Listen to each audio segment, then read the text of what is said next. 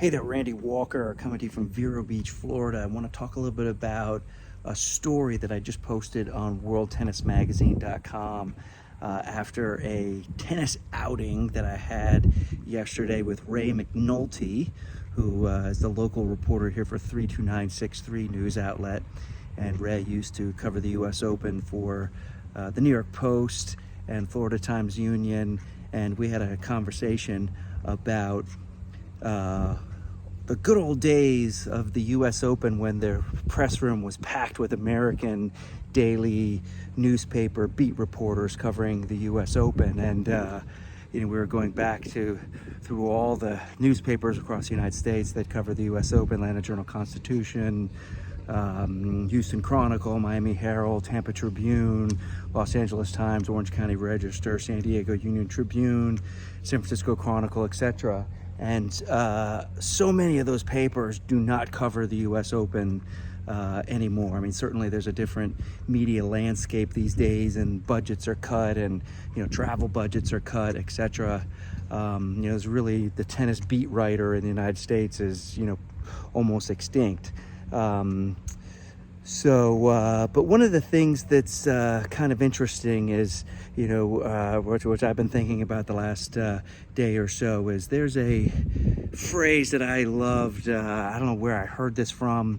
Maybe at University of Georgia, Grady School of Communications, or through my PR days or whatever. But it's feed the beast, meaning, give as much information to the media as possible. Help the media do their job.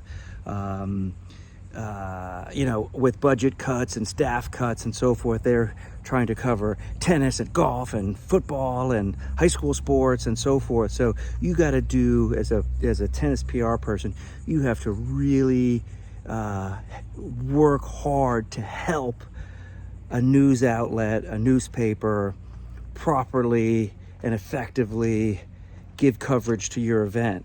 One of the things that I did when I was working for the USTA was implement a program where we proactively pitched hometown newspapers of American players, and told the news desk, guys, hey, we're going to get this player on the phone with you after their first round match and help you cover this local story of this local person playing in the US Open. I remember we did that with Spokane, Washington, with Jan Michael Gamble, and I remember my good pal Ben Sterner. He was one of the early people who helped us implement this program under my direction.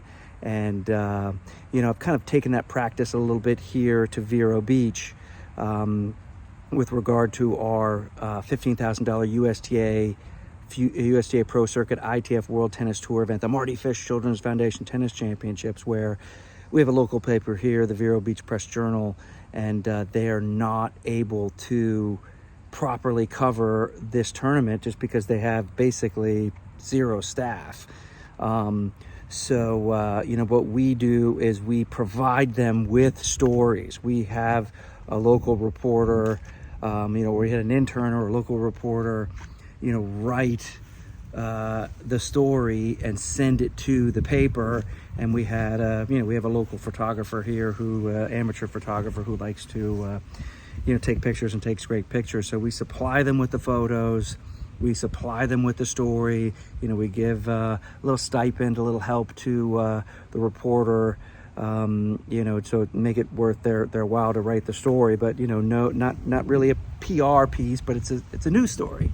So we're helping the local paper provide coverage for the event, and they appreciate it. The people in this community appreciate the coverage, and that's how we do it here in Vero Beach.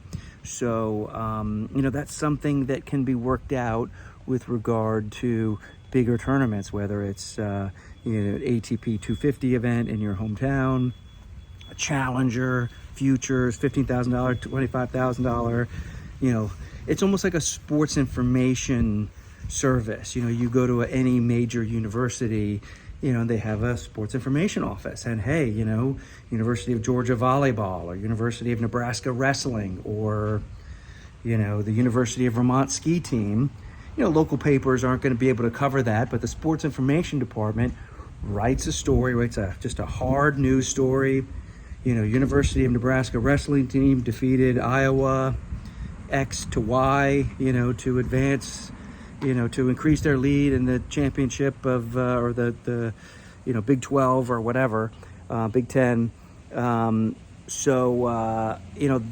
and the newspaper will write the story. For instance, I went to the University of Georgia, and, Georgia was playing a tennis match against Tennessee, and they win 4-3, which they did this year. The sports information department writes a hard news story and sends it to all the local outlets. Athens Banner Herald, Atlanta Journal-Constitution, all the other, newspapers in the state of Georgia, and that's how they get their coverage. So, certainly pro tennis can implement the same strategy. The U.S. Tennis Association and the U.S. Open could do the same thing with these local, stories, with the local, local personalities to get more coverage for the U.S. Open, and to kind of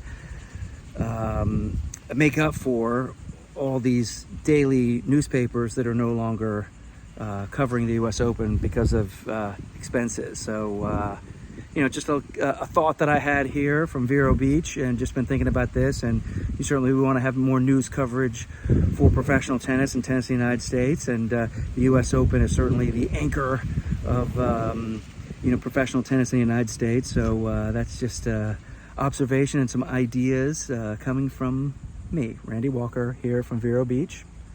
Over and out.